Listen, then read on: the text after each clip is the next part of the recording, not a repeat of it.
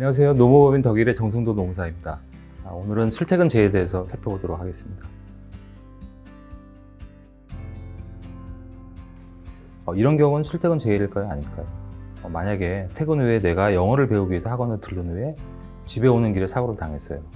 그 다음에 또 하나는 버스에 내려 집에 가는데 그날따라 전동 킥보드를 이용하고 싶어서 전동 킥보드를 타고 호수변으로 넓은 도로를 이용해서 가다가 돌부리에 걸려서 넘어졌어요. 그 다음에 또 하나는 늦잠으로 지각을 해요. 그리고 후다닥 나가다가 또 사고를 당하는 경우도 있고, 러시아워 때문에 좀 일찍 출근하다가 또 사고를 당하는 경우도 있습니다. 이런 경우에 출퇴근 제외에 해당이 될까요? 안 될까요? 이후에서 관련 내용을 좀 살펴보면서 답을 드리도록 하겠습니다. 산재보험법에서 2018년부터 출퇴근 제외를 업무상 제외로 인정을 하였습니다. 이건 공무원과의 어떤 형평성 문제로 제정이 되었습니다. 당연히 사업주의 지배관리하에서 예로 통근버스를 이용해서 제의를 당했다. 이건 당연히 업무상 제외, 출퇴근 제외에 해당이 되겠죠. 근데 이거 말고 노동자가 스스로 통상적인 경로와 방법으로 출퇴근하는 경우는 어떤 경우일까? 왜 그러냐면은 중간에 내가 용변이 급해서 화장실을 갈 수도 있고요. 또는 편의점에 가서 필요한 담배라든가 아니면은 물티슈를 살 수도 있고, 그런 경우가 다양한 경우가 있잖아요. 근데 이런 경우에 일탈과 중단이 됐다라고 이렇게 보는데, 일탈 중단이 있는 경우라도 어디까지 좀 허용을 할 수 있을 거냐라고 하는 게 이제 그 산재 인정의 쟁점입니다. 여기서는 사업주의 지배관리하에서 출퇴근이 아닌 통상 출퇴근 중에 사고만을 살펴보도록 하겠습니다. 일상생활에 필요한 행위로서 대통령령에서 7가지 항목으로 기재되어 있습니다. 먼저 정의에 대해서 좀 살펴보고 구체적으로 나머지 내용들을 좀 살펴보도록 하겠습니다. 출퇴근의 정의에 대해서 살펴볼게요. 출퇴근은 취업과 관련해서 주거와 취업 장소 또는 A 취업 장소에서 B 취업 장소로 이동하는 경우로 말하는 것입니다. 중간에 만약에 머무는 것은 이 범주에 해당이 되지 않겠죠. 즉 출퇴근 제외는 주거와 회사 간의 이동 행위 그리고 취업과 관련성이 있어야 되고, 사회 통념상 통상적인 경로 및 방법으로 출퇴근을 해야 되는 겁니다. 다만 여기서 일탈 중단의 예외를 인정을 해주겠다라고 하는 것입니다. 먼저 주거에 대해서 살펴볼게요. 주거는 당연히 연고지, 그다음에 근무지긴 주의 비연고지, 그리고 내가 일을 하기 위해서 일시적으로 주거를 마련하는 경우도 있고요. 또는 내가 휴가 중에 사업주의 긴급한 지시로 출근하는 경우가 있어요. 그러면은 그 휴가 장소가 이제 주거가 되겠죠. 경계도 있습니다. 주거 경계도 살펴보면은 주거 경계는 나의 사적 영역과 구분을 하면 됩니다. 보통 아파트에 많이 살고 있잖아요. 그러면은 공동 현관문까지 나의 사적 영역이냐, 아니면은 내가 집 문 밖에 나오는 현관문까지 문을 열고 나오는 현관문까지 사적 영역이냐, 이걸로 보고 판단하면 됩니다. 그러면은 아파트 계단에서 넘어져 가지고 사고가 당했다. 그럼 당연히 이거는 출퇴근 제외에 해당이 됩니다. 그리고 이제 단독주택 같은 경우에는 마당 안으로 들어가는 순간에 사적 영역으로 들어가잖아요. 마당에서 당하는 사고는 출퇴근 제외에 해당이 되지 않습니다. 취업 관련성에 대해서도 살펴보도록 하겠습니다. 출퇴근 제외는 뭡니까? 내가 출근을 하기 위해서 업무가 예정되어 있거나, 아니면 업무를 마치고 내가 퇴근하는 과정에서 발생되는 사고가 출퇴근 제외에 해당이 되는 거잖아요. 근데 업무를 종료하고 나서 사업장 내에서 상당한 시간을 초과해서 사업장 내에 머문 후에 퇴근을 해요. 이거는 당연히 출퇴근 제외에 해당이 되지 않습니다. 근데 물론 그것도 상당한 그 시간을 초과해서 머무는 동안이 업무 관련성이 있다라고 입증을 하면 출퇴근 제외에 해당이 되겠죠. 통상 근로복지공단에서 지침으로는 상당한 시간을 한 2시간 정도로 이렇게 보고 있습니다. 또는 아까 서두에서 문제 드렸던 늦잠으로 인해서 내가 지각해서 후다닥 나가요. 또는 러시아워를 피하기 위해서 좀 더 일찍 출근하는 경우, 그 다음에 전날에 폭설이 많이 와서 내가 한두 시간 더 일찍 출근을 했다. 이런 경우까지 출퇴근 제외를 넓게 인정을 하고 있습니다. 이런 경우도 있습니다. 채용이 확정돼서 내가 그 취업 장소로 가요. 그러면 출퇴근 제외에 해당이 됩니다. 근데 채용이 확정되지 않고 직업을 소개를 받기 위해서 직업 소개서로 간다. 그거는 출퇴근 제외에 해당되지 않습니다. 그리고 조퇴해서 귀가하는 경우도 있습니다. 조퇴는 사업주의 허락을 받아서 조퇴를 하잖아요. 그런 경우도 출퇴근 제외에 해당이 됩니다. 다시 정리하면은 통상적인 경로 방법은 이런 경우를 얘기합니다. 주거에서 취업 장소까지 사회통념상 이용할 수 있다고 인정되는 경로가 이제 통상적인 경로에 해당이 됩니다. 즉 일반적으로는 최단거리, 최단 시간의 소요 경로를 얘기하고 있고요.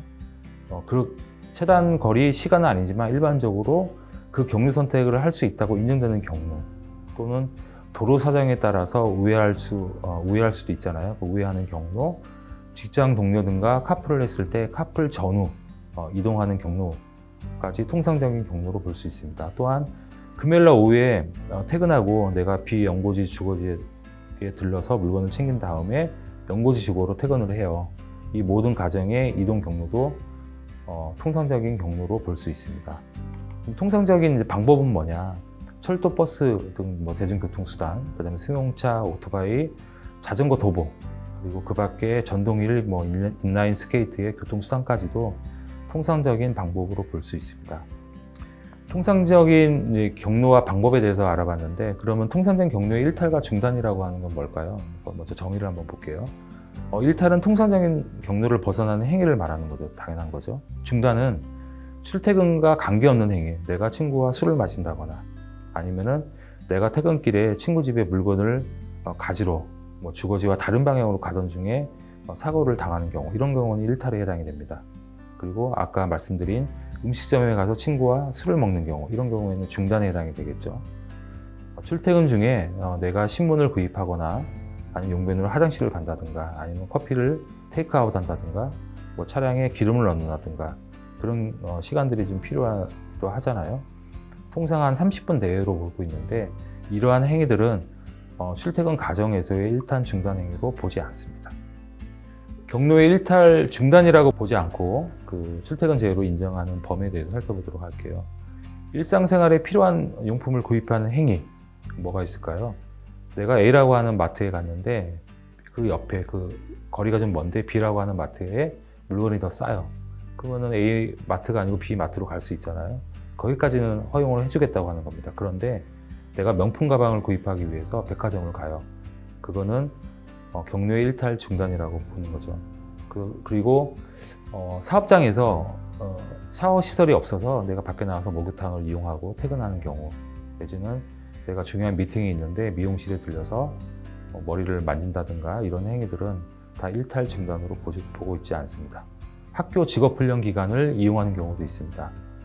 내가 직업능력 개발을 위해서 학원을 다닌다든가, 그 다음에 영어 스터디를 하고 영어학원 다니고 컴퓨터를 배운다든가 이런 경우에는 일탈 중단으로 보지 않습니다.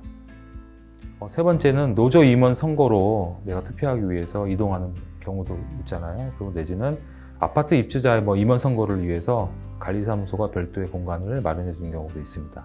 그런 가정의 이동 경로도 일탈이나 중단으로 보지 않습니다.